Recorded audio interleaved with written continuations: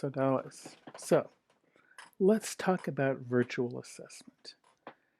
And let's finish the story I started yesterday. The story about my big problem and one of my least favorite teachers, one of the people that I put on my bad teacher list.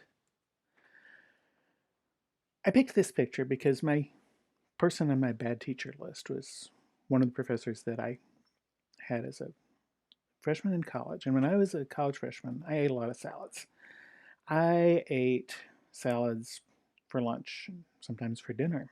Most days there was a salad bar in the cafeteria, the dining hall, and the salads were better than a lot of the things that were not salads. So I ate a fair number of salads, and sometimes they were even on a plate that looked a little bit like that one. If you were from my generation and you went to a small college, you may have seen a plate like that, and you may very well have made some salads like that in your time. So, just a quick review and an apology, because I realized Professor X, that red robe that was hanging in his office, that was not a Harvard robe. I looked him up and I remembered that I was not wrong that he had a Harvard connection. His undergraduate degree was from Harvard, which he was very proud of, but his PhD was from Stanford. So, apologies to Harvard, apologies to Stanford. Here is a Stanford doctoral robe with a Creative Commons license. I was excited to find that. Now, my great big problem, my bad teacher and their gift. My great big problem for a lot of the 22 years that I spent in physical classrooms, and definitely when I started teaching online, my great big problem was I was totally overwhelmed. There was too much to do, and there was not enough time to do it. So, how can Professor X, who was such a snob about his academic qualifications that he kept that thing on a coat rack in his office, Professor X, who thought if your parents didn't have a PhD, you didn't deserve to have him as teaching your class. Professor X, who yelled at us when we turned in our first paper because none of us had used a semicolon. And that was a lie because I've never written 5 words that didn't have a semicolon.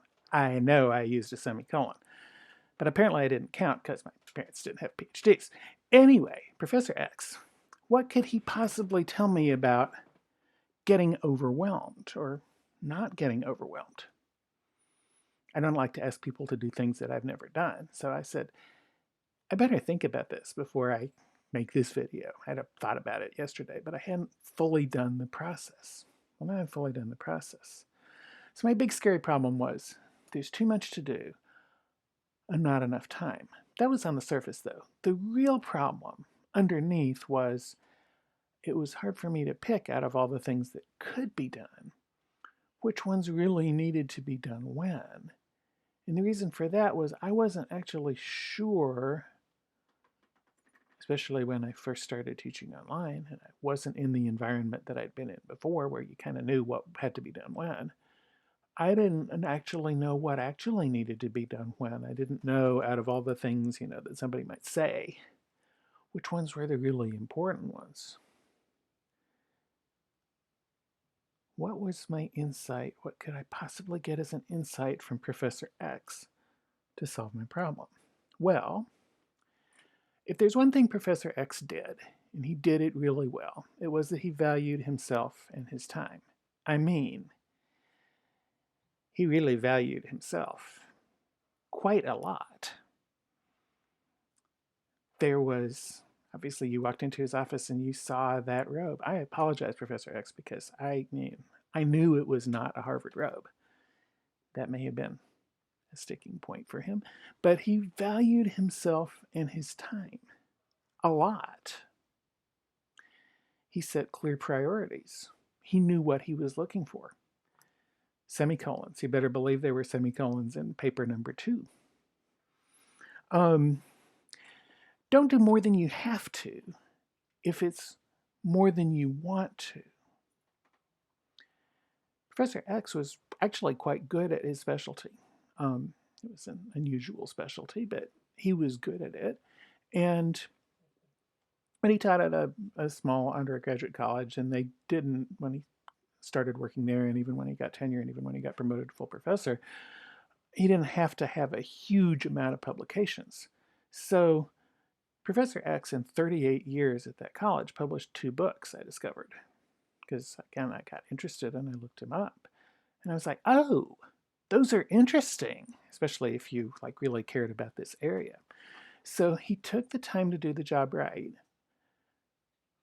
but he didn't do more than he had to do if it was more than he wanted to do. And I thought, there's an insight for me there, because how many times have I done more than I really actually had to do?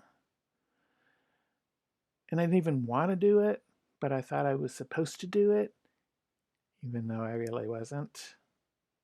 I think there's a good insight from Professor X there. And another insight: seriously consider a visible reminder. And I don't have a doctoral gown from anywhere. If I did, I don't think I would hang it on a coat rack in my office, because that's just, I mean. But sometimes you need a visible reminder. I don't know what yours needs to be of. I don't know what it needs to look like, but maybe you need a little something to remind you about what's important to you. When my kids were little, I had pictures of them on my desk at school because they were and still are really important to me. But when they were little, it was really important to me to remember, leave the stuff at school, go home, spend time with them. You're not going to be little forever, right? So consider a visible reminder. It doesn't have to be his. Know your actual mission and your actual people. And I think this one is the most important of all, especially right now. I mean, as teachers, we want all of our students to succeed, right? We do. But as language teachers, kids come to us for a reason. They come to us for different reasons. And the actual people who are with us are more important than the imaginary people that aren't. Our actual mission, and only you know what your actual mission is, only you can define it, is a lot more important than what somebody else thinks your actual mission, their version of your mission, would be. So Professor X, his mission was to make sure that people whose parents had PhDs considered getting PhDs too, I guess, and was to make sure that everybody used semicolons in their academic writing. I can't speak for other parts of his mission, but I will say that he reconfirmed for me the importance of the semicolon, and 35 years later ish, I'm grateful. So know your actual mission and your actual people. And don't worry if your mission and your people are different from somebody else. So the salads that I made when I was a college freshman weren't the salads that I wanted. Because the salads that I wanted, you couldn't make from the salad bar there. Here's the salad that I wanted. I wanted a salad niçoise. And I love those. And I got as close as I could. Sometimes there was tuna. Sometimes there were eggs. Usually they weren't both.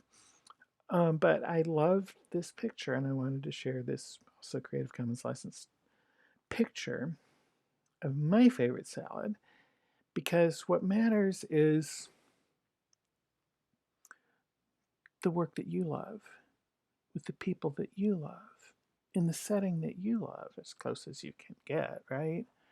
And it's got to begin with caring for yourself, because you can't care for others if you don't care for yourself. You can't make a salad if your refrigerator is empty. Lots of weird cliches that we could use, right? But just remember that. hold on to that. Think about your big problem and think about your least favorite teacher and try to reframe them in a way such that they can give you an unexpected insight and gift. And as we close, just remember this. It does not have to be difficult. It doesn't have to be complicated. It does not have to be as hard as we make it. It definitely doesn't have to be all three of those things. You don't have to try to do it all alone. That's really important. And Professor X, I think, had co-authors on some of his articles. And reach out when you need to talk. That can be overwhelming. I mean, it was overwhelming for me to walk into Professor X's office. I knew he did not like me, but I had a question. And he was the only one that could answer it. And there I was, college freshman, first time really away from home, right? Walking into this office with this huge, intimidating, bright red and black gown hanging on a coat rack to ask him a question. And he answered it. I don't remember the question. I don't remember the answer, but I remember that he did. So, even if it's scary, if you know you need help, go ahead and reach out. Don't try to do it all alone. Don't make it more difficult, more complicated, harder than it has to be. And so, till we see each other next time, Walete Sodales.